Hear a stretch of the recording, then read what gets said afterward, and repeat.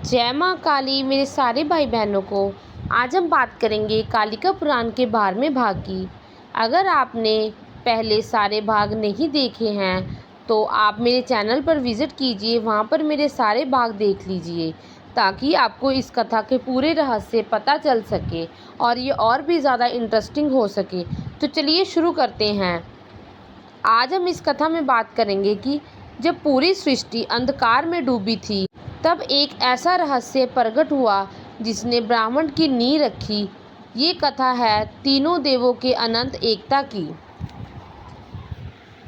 सूत जी कहते हैं कि भगवान विष्णु ने तीनों देवों की एकता के बारे में बताया।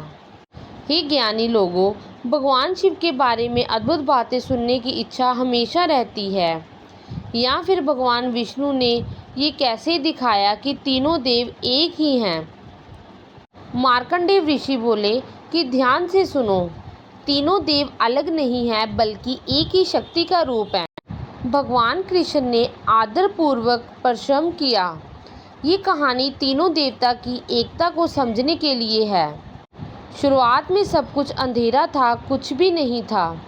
उस समय कुछ भी मौजूद नहीं था, ना समय, ना जगह, ना कोई भी तत्व। केवल एक ही परम शक्ति मौजूद थी जिसे देखा या महसूस नहीं किया जा सकता था।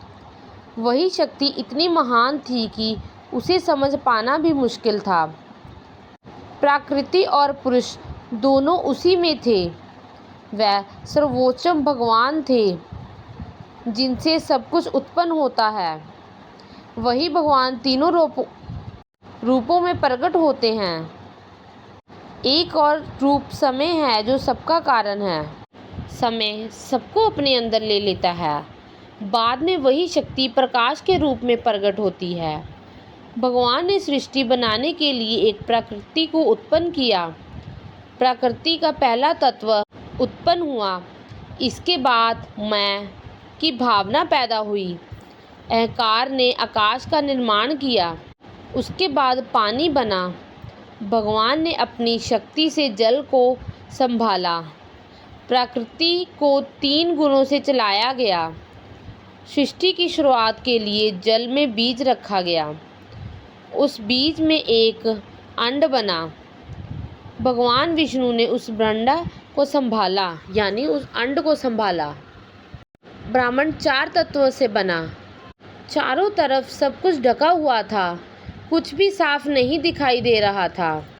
जैसे नदियाँ और समुद्र मिलकर बहुत सारा पानी बनाते हैं, वैसे ही पूरा ब्रह्मांड जल से भरा हुआ था। उसी ब्रह्मांड के अंदर भगवान विष्णु खुद भरा का रूप धारण करते हैं। 1 साल तक अंड में रहकर मैंने उसे तोड़ा था। हे शिवजी, उसी से मेरू पर्वत बना। उस जल से पृथ्वी ने बड़े द्वीप और 7 समुंदर बने। बीच में गंध तत्व से पृथ्वी पूरी तरह बनी। भगवान की इच्छा से वही 3 गुणों वाली शक्ति बनी। शुरुआत में ही पृथ्वी पर्वतों आदि से भर गई थी। अंड के हिस्सों के जुड़ने से पृथ्वी बहुत मजबूत बन गई थी। भगवान ने अपनी ज्ञान शक्ति को महेश में स्थापित कर दिया और पालन रूप विष्णु बन गए। इन सभी शक्तियों के कार्यों से मैं हमेशा संतुष्ट रहता हूँ। वही परमात्मा संहार करने वाले शिव बन गए। वही भगवान तीनों रूपों में प्रकट होते हैं। इन तीनों रूपों में वही एक परमात्मा का काम करता है। भगवान ज्ञान स्वरूप हैं और उनका आरंभ नहीं है। सृष्टि बनाना, संभालना और नष्ट करना, ये सब एक परमात्मा करता है। ब्रह्मा, विष्णु और महेश अलग अलग नहीं है, सब एक ही है। केवल रूप और कार्य अलग दिखते हैं, असल में सब एक ही हैं। मार्कंडेय ऋषि आगे बताते हैं, शिवजी ने विष्णु के शब्दों को ध्यान से सुना। उनका चेहरा तेज और दिव्य हो गया। फिर शिवजी ने भगवान विष्णु से पूछा, अगर असली रूप निराकार और प्रकाशम है तो फिर माया क्या है और समय क्या है? और प्रकृति क्यों होती है?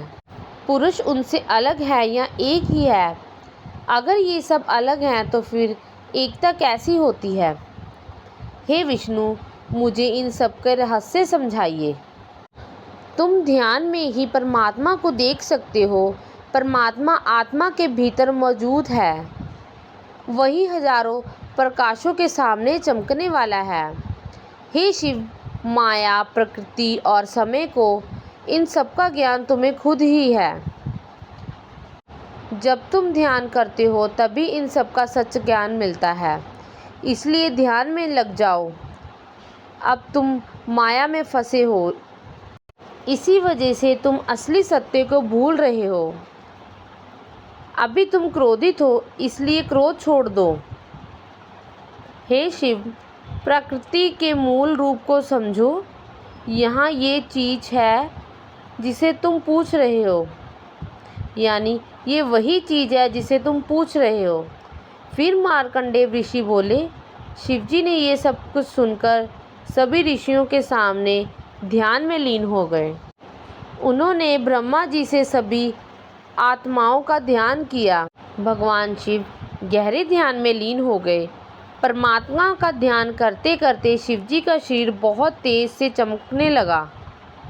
उनका तेज इतना ज़्यादा था कि ऋषि मुनि भी उन्हें देख नहीं पा रहे थे। जैसे ही शिव ध्यान से बाहर आए, उसी समय विष्णु की माया भी उनसे दूर हो गई।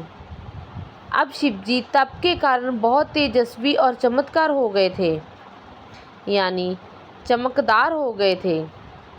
उस समय शिवजी के पास जो उनके सेवक थे, वह भी शिवजी को या उस तेज को देख नहीं पा रहे थे, यानी उनका तेज सहन करना असंभव था। उस समय भगवान विष्णु स्वयं ध्यान में लीन शिवजी के शरीर के अंदर प्रकाश के रूप में प्रवेश कर गए। फिर शिवजी जल में प्रवेश करते हैं। जैसे पहले सृष्टि बनने का क्रम था, उसी तरह भगवान विष्णु ने सब दिखाया। वह ना दिखाई देने वाला है, ना ही बहुत छोटा, दोनों से परे है। उसे शब्दों की पूरी तरह बताया नहीं जा सकता। वह हमेशा आनंद देने वाला है। वह दुख से परे है, एकमात्र और शुद्ध है। उसे इंद्रियों से महसूस नहीं किया जा सकता। वह सब कुछ देखता है और सबसे अलग है। वह बिना गुणों वाला और सर्वोत्तम अवस्था है। वह आत्मा को परम आनंद की ओर ले जाता है।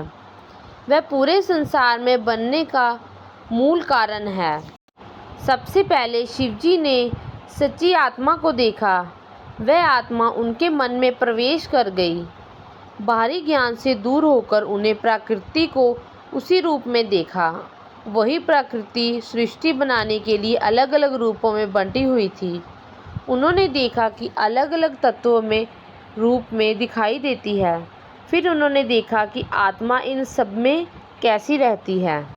जैसे आग से चिंगारियाँ निकलती रहती हैं, वैसे ही समय बार बार प्रकट होता है। वही परमात्मा मुख्य रूप में और समय के रूप में दिखाई देता है।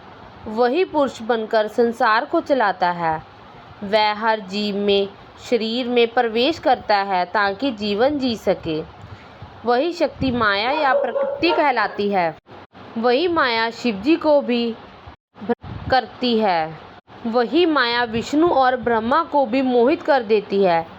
उसी समय सभी जीव जन्म मरण के चक्कर में बंधे हैं।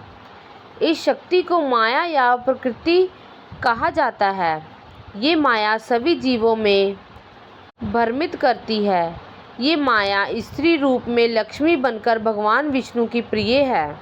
वही शक्ति अलग अलग रूपों में देवी बनती है, सावित्री, रात्रि, संध्या, सती आदि।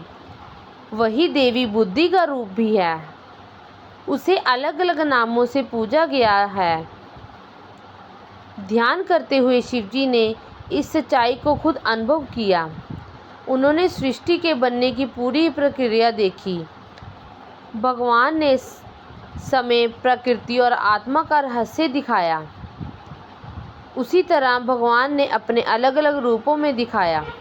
और जब महादेव ने ध्यान में उस परम तत्व को देखा तब उन्होंने समझ आया कि माया, काल और सृष्टि सब एक ही शक्ति का खेल है।